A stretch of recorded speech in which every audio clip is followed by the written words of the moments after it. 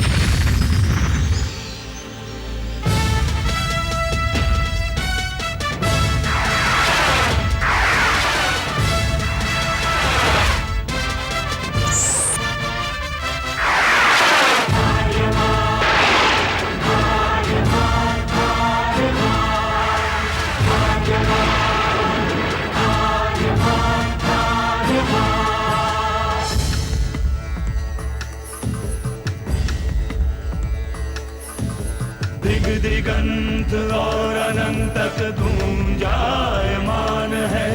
ब्रह्मनाद है विधि का वो अटल विधान है। धर्म की अधर्म पर विजय का वो प्रमाण है। जायमान है वो अटल विधान है। विजय का वो प्रमाण है। ब्रह्मांड का महान योद्धा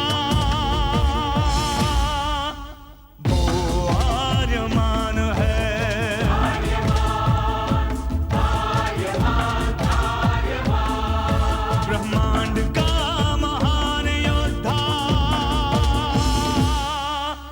वो आर्यमान है।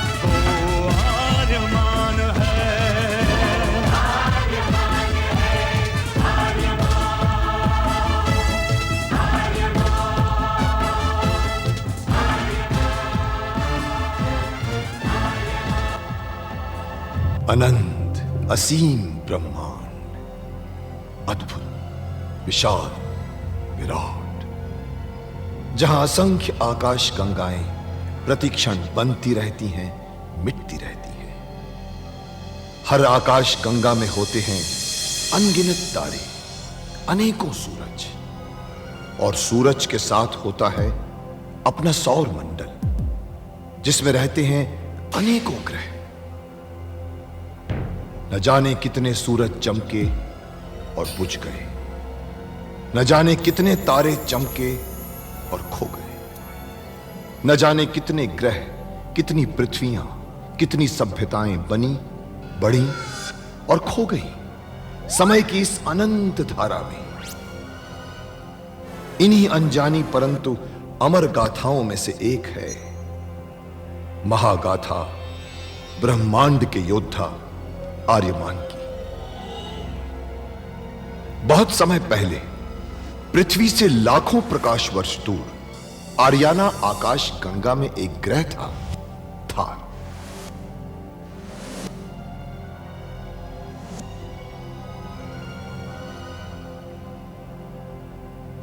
थार एक रेगिस्तान था, पानी की बूंद नहीं थी, फिर भी पूरे ब्रह्मांड के लिए मूल्यवान था थार, क्योंकि थार में थी ऐसी खाने जहां से दुर्लभ जीवनदायी पदार्थ निकलता था, जिसे थारस कहते थे।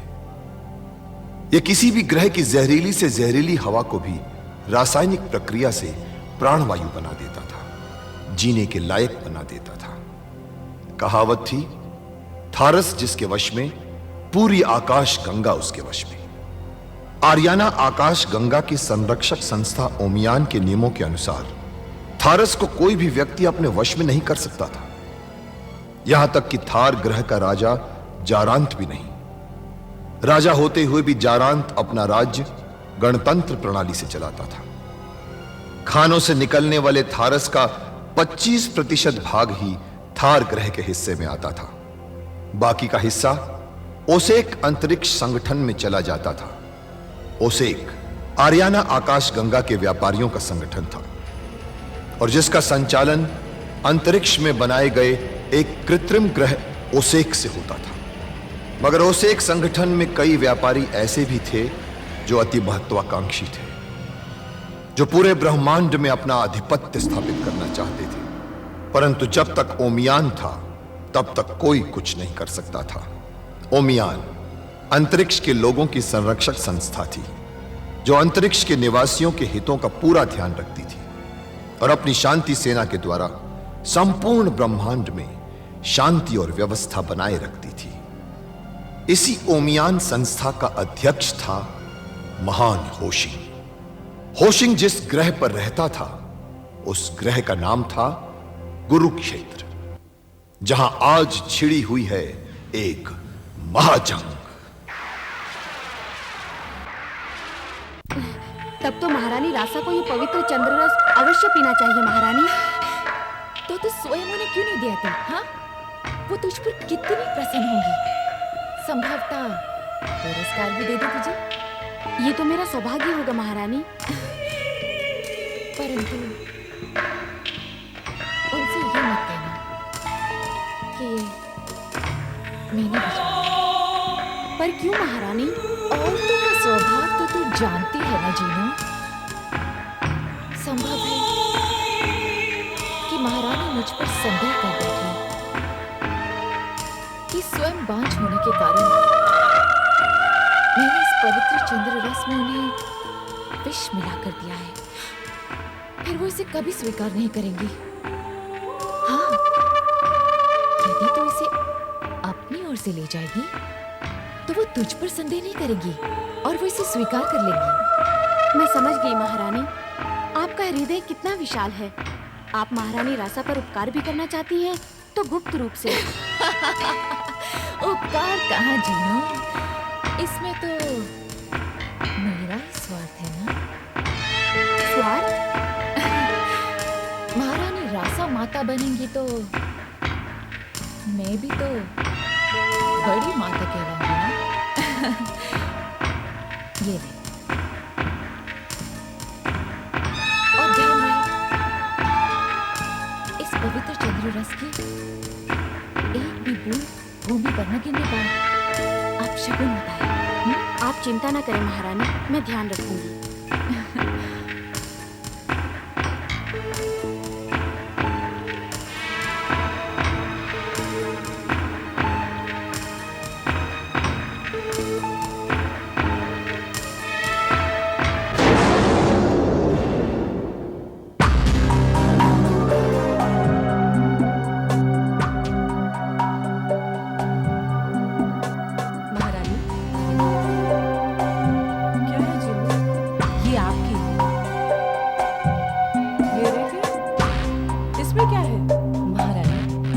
पवित्र चंद्ररस भारतीय कुल परंपरा के अनुसार इसे पीने से संतान चंद्रमा की तरह सुंदर होती है। अच्छा, तब तो मैं इसे अवश्य पीऊंगी। ला।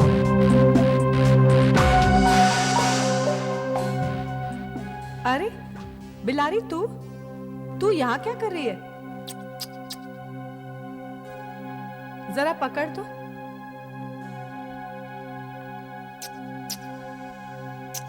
बिलारी, आ ना। महारानी, चंद्ररस। ठहर ना।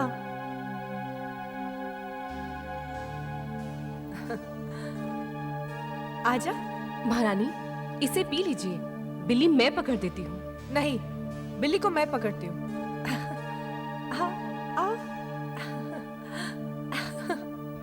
महारानी, आपको इस अवस्था में ज्यादा भागदौड़ नहीं करनी चाहिए।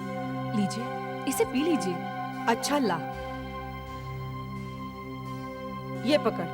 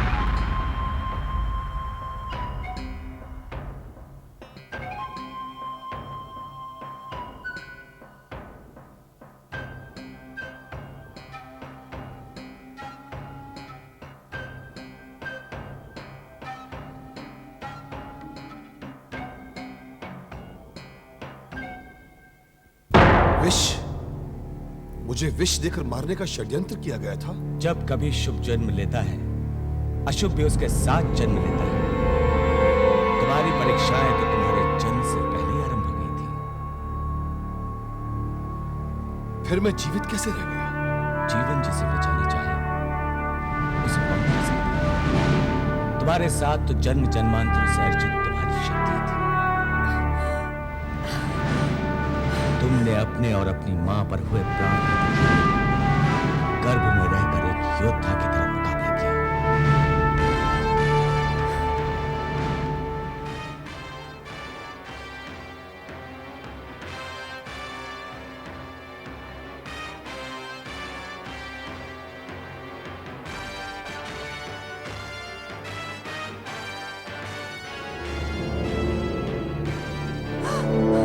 मेरा बच्चा, मेरा बच्चा। घबराइए नहीं महारानी, आपका बच्चा सकुशल है। अरे आपके बच्चे ने तो गर्भ में ही एक महान योद्धा की तरह अपने और आपके प्राणों की रक्षा की है। महाराज, परंतु रासा की दशा कैसे हुई राजवती? महारानी, ये बात तो दासी के होश में आने पर ही पता चलेगी।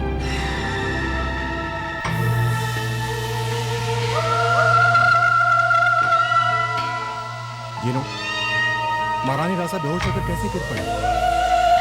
क्या इन्होंने कुछ खाया पिया था? नहीं महाराज। संभव है महारानी रासा दुर्बलता के कारण बेहोश होकर गिर पड़ी हो। नहीं महाराज, दुर्बलता नहीं, कोई अन्य कारण रहा होगा। क्योंकि जब मैंने महारानी का परीक्षण किया तो उनका पेट आग की तरह तप रहा था। महारानी के प्राण बच गए, यही हमारा सौभाग्य है महाराज।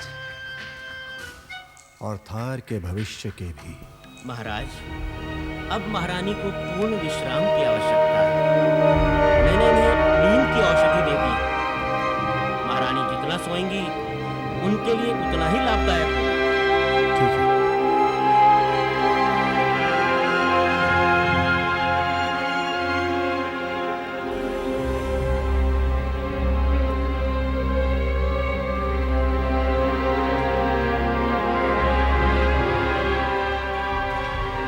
नासा का तुम पर किया गया हमला नाकाम रहा। तुम्हारा एक और दुश्मन नारद महाराज जारान से मार खाने के बाद चुप नहीं बैठा था। वो अपने उस एक संग में बैठा तुम्हारे जन्म स्थान थार ग्रह को बर्बाद करने के लिए अपने शैतानी दिमाग से एक और नई योजना कर रहा था।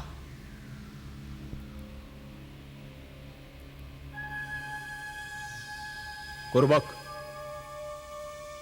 थार की आय का स्रोत क्या है? खानों से निकलने वाले थारस के मूल्य का 25%। और कुछ नहीं। और इस समय थारस के खानों का अधिकार किसके हाथों में है? जाहिर सी बात है, हमारे। और यदि हम उन्हें उनका 25% देना भूल जाएं, तब क्या होगा? तब होगा क्या? वो अभियान के पास जाएंगे, शिकायत करेंगे, अंतरिक्ष समुदाय के सामने न्याय की भीख मांगेंगे। और क्या? और न्याय में समय लगता है कुर्बक। जब तक उनको न्याय मिलेगा तब तक वो क्या करेंगे? उनके पास भूखे मरने के अतिरिक्त कोई मार्ग नहीं होगा। परंतु स्वामी नारद, ओमियान अवश्य हमसे नाराज हो जाएगा। होने दो। ओमियान में हमारे स्वार्थों की देखभाल करने के लिए वहां राहु है ना, वो उन्हें ऐसा कोई भी निर्णय नहीं लेने देगा जिससे हमारी हानि होती हो। आखिर हम थारस के लाभ में से एक हिस्सा राहु को किस लिए देते हैं? परंतु अंतरिक्ष समुदाय के समक्ष हमारी छवि का क्या होगा? कुर्बक, छवि उन मूर्खों की खराब होती है जो आदर्शों और सिद्धांतों पर चलते हैं, जिन्हें धन से अधिक नैतिक मूल्यों से प्यार होता है। कुर्बक, हम उन आदर्शों और सिद्धांतों के पक्षधर नहीं हैं। ओमियान के पुरखों को अपने धर्म और सत्य की रक्षा करने दो। हमें अपना और अपने भागीदारों का लाभ देखना है। पूर्वक सत्ता उसी की होती है जिसके पास धन होता है।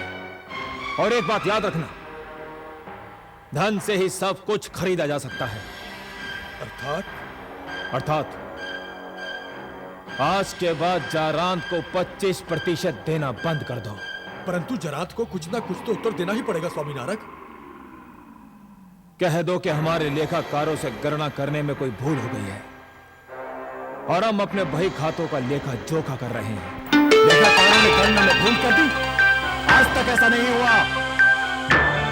कहीं नारक हमारे साथ कोई चाल तो नहीं चला। नारक पर संदेह करने का कोई कारण नहीं है महाराज।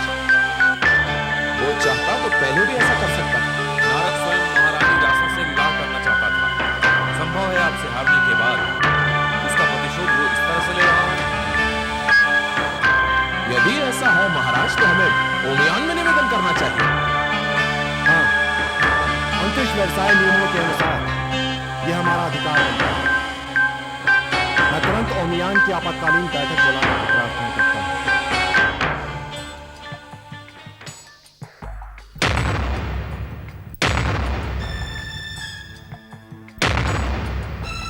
ओसेक व्यापार संघ और उसके सदस्य जो कर रहे हैं वो अंतरिक्ष व्यापार नियमों के विरुद्ध है। अवश्य है, परंतु जब तक लेखाकारों की भूल का पता नहीं चलता, नारक कैसे पता लगा सकता है कि थार का हिस्सा कितना है? महान होशी, नारक के लेखाकारों की भूल का दंड थार को क्यों मिलना चाहिए? यह तो सरासर अन्याय है। और यदि गणना ये बताए कि लेखाकारों की भूल से थार के भाग में 25% से अधिक धन आ गया है, तो क्या होगा? क्या जारांत अधिक पाई हुई राशि लौटाएंगे या उसकी भरपाई ओमियान के खजाने से होगी? यदि हिसाब किताब से यह निकलता है कि थार के हिस्से में 25% से अधिक राशि आ गई है, तो न केवल हम उसे लौटा देंगे, बल्कि उस पर ओसेक व्यापार संघ को हम ब्याज भी देंगे। नारक, लगता है ओमियान को और विशेष रूप से महाराज जारांत को मुझ पर विश्वास नहीं रहा। लेकिन मैं महाराज जारांत को यह अवगत कराना चाहूंगा कि मैं अपनी व्यक्तिगत भावनाओं को अपने व्यवसाय के बीच नहीं लाता। तब तो तुम्हें जारांत का प्रस्ताव स्वीकार कर लेना चाहिए। अवश्य, इसमें मेरी भी सहमति है।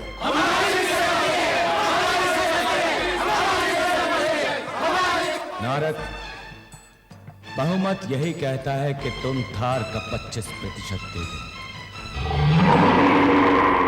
यदि तुमने विलंब किया तो तुम्हें ब्याज के साथ राशि